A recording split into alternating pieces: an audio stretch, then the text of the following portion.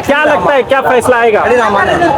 देखिए, कैबिनेट में जो भी मतलब अभी जो बातें छात्रों के साथ जो वार्ता चल रही है, फैसला क्या आएगी ये तो कहना मुश्किल है, ठीक है, क्योंकि सरकार इसमें कितना गंभीर है अभी तक हम लोग बहुत पॉजिटिव नहीं हो पा रहे हैं। क्योंकि लगातार जब ये कल ही बात हुई है, बात होने के बाद बोले कि ठीक है आपकी बात ले लिए हैं, मुख्यमंत्री के पास देंगे, मुख्यमंत्री फैसला लेंगे, तो मुख्यमंत्री जी से ही वार्ता होनी चाहिए थी ना, ये फिर सीक्वेंस होनी ही नहीं चाहिए था। इस कमेटी में मुख्यमंत्री जी को भी शामिल होना चाहिए था और जो बातें हम लोग रख रहे हैं उनके संज्ञान में भी आना चाहिए। अब हम लोग जो बात दे रहे हैं वो लोग आगे कितना पास कर रहे हैं ये भी एक समस्या होगी। आई डोंट नो इसमें क्या कहानी है, लेकिन फिर भी हम लोग एक पॉजिटिव वेव में हैं और उम्मीद करते हैं कि सरकार इसमें सारे फैसले लेंगी, कि कहीं ऐसा नहीं है कि पक्षपात वाली बात है जो उसमें करेंगे। उम्मीद हम लोग यही बना के रखें, लेकिन एक समय मन में कहीं ना कहीं खटक है सर, और वो खटक स्टार्ट हुआ है पीजीटी और सीजीएल से।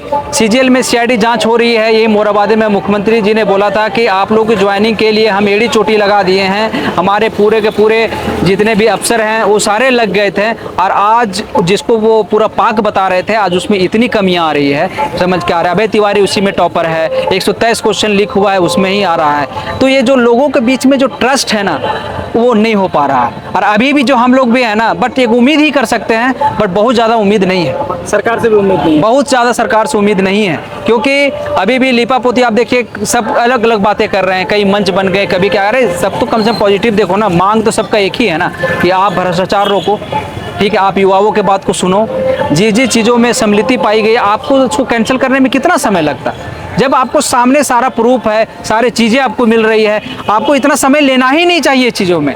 जिम्मेवारी सबकी तय होनी चाहिए। अगर उन्होंने गलती किया है तो ठीक है, गलती किया है तो सजा क्या। आज खानते साहब क्यों नहीं गिरफ्तार हुए हैं?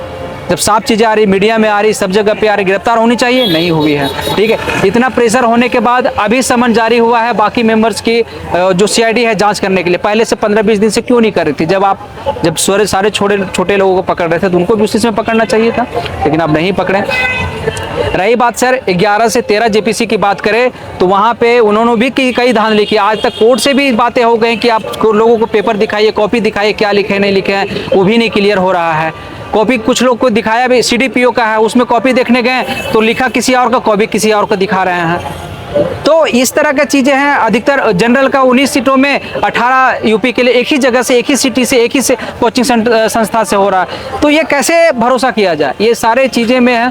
तो अभी तक इन्होंने जितने वादे किए थे, जितने उम्मीद किए थे कि युवा मुख्यमंत्री है, युवाओं के सोचेंगे, लेकिन मैं बता दूं ये युवाओं को सबसे ज़्यादा धोखा दिया आज की डेट में। जी आप बताइए, आपका नाम बताइए। मेरा नाम अजय राज हुआ। अजय राज। अजय जी आप यहाँ आए हैं, आप क्या कहेंगे? सर, जो भ्रष्टाचार का झारखंड में इस सरकार में आरोप लगा वो हम ही लोग पीड़ित अभ्यर्थी हैं। अच्छा। पीजीटी 2023 के हम लोग अभ्यर्थी हैं, और सबसे पहला करप्शन इस सरकार का शुरुआत जो हुआ वहीं से हुआ है। वो कैसे हुआ है आपको बता देते हैं।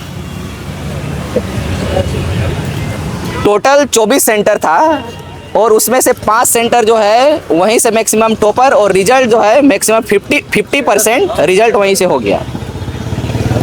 और हम लोगों ने चिन्हित करके दिया कि जिस एजेंसी के थ्रू आप ले रहे हैं, सतवत इन्फोसोल प्राइवेट लिमिटेड, वो लगभग भारत के लगभग स्टेट में वो ब्लैक लिस्टेड है। इसके बावजूद भी झारखंड में दे दिया गया। ये कितना अद्भुत राज्य है अपने आप में। सरकार अभी कह रही थी ट्रांसपेरेंसी की बात।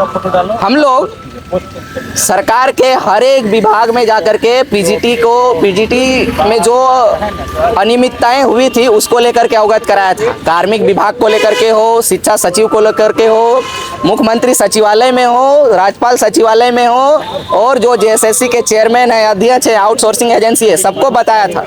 लेकिन उन्होंने किसी प्रकार का डायलॉग नहीं किया, एंटरटेन नहीं किया हमारी बातों को। और लास्टली अंजाम हुआ ये कि हम लोग भ्रष्टाचार के लिप्त में आकर के जितने हम लोग मेरिटोरियस स्टूडेंट हैं, हम लोग सभी लोग बाहर हो गए। और वैसे अभ्यर्थी आ गए हैं, हम लोग जानते हैं पर्सनली कि वैसे अभ्यर्थी आ गए हैं जिनको पढ़ाई लिखाई से कोई ताल्लुकात नहीं था। बहुत ज़्यादा ताल्लुकात नहीं, डिग्री है लेकिन वो कभी कोचिंग ना कहीं पढ़ाए, स्टूडेंट ग्रुप में से उसका कोई ताल्लुकात नहीं था। वैसे लोगों का सिलेक्शन हुआ है। और तो और बता दें कि जेपीएससी और जेएसएससी में जितना सारा एजेंसी हुआ है, 3-4 एजेंसी है मुख्यतः जो एग्जामिनेशन कराई है। सबसे पहला सतवत इन्फोसोल कराई है, उसके बाद आईसीएन कराई है जो अभी जेएसएससी सीजीएल जो जिसका बात चल रहा है, और जेपीएससी जो टीडीपीएल कंपनी है। ये जितना सारा आप कंपनी का हम नाम ले रहे हैं, ये सारा लगभग स्टेट में, जैसे पटना में आईसीएन जो है वो बंद है, बिहार में, उत्तर प्रदेश में ब्लैक लिस्टेड है, और भी बहुत सारे स्टेट में, हरियाणा में ब्लैक लिस्टेड है। मतलब ब्लैक लिस्टेड कंपनी को ब्लैक लिस्टेड कंपनी को आप दे रहे हैं। ये सरकार को सब कुछ पता है। सरकार को क्या नहीं मालूम है कि जिस आउटसोर्सिंग एजेंसी का बहाल हो रहा है वो सचिव अध्यक्ष उनको नहीं बता रहे हैं। तो ऐसे आप ब्लैक लिस्टेड एजेंसी को आप करेंगे तो ट्रांसपेरेंसी कहाँ रहेगा? कहाँ है ट्रांसपेरेंसी? अभी तक हम लोग का कटअप जारी नहीं हुआ सर, 23 से 26 आ गया, हम लोग का कटअप जारी नहीं हुआ कि कितना कटअप में उठाया गया स्टूडेंट को। क्या उम्मीद है? उम्मीद हम लोग यही कि ठीक है, आशा, हम लोग ऑप्टिमिस्टिक पर्सन है, आशावादी लोग हैं, क्योंकि लोकतंत्र में आपको विश्वास रखना ही पड़ेगा। तो हम लोग चाह रहे हैं कि अगर आप लेट से जागे हैं तो ज़रूर आप हम लोग के साथ न्याय कीजिए। ऐसा नहीं कि आप जो है, हम लोग पूरा रिफॉर्म की बात कर रहे हैं, जेएसएससी और जेपीएससी में पूरा रिसफल कीजिए। जितना करप्शन हुआ है, जो भी पकड़ा रहा है, जिसके कार्यकाल में पकड़ा रहा है, कोई भी सरकार रहा है, उसको आप जेल के अंदर डालिए, तभी जो है भ्रष्टाचार का समाप्ति।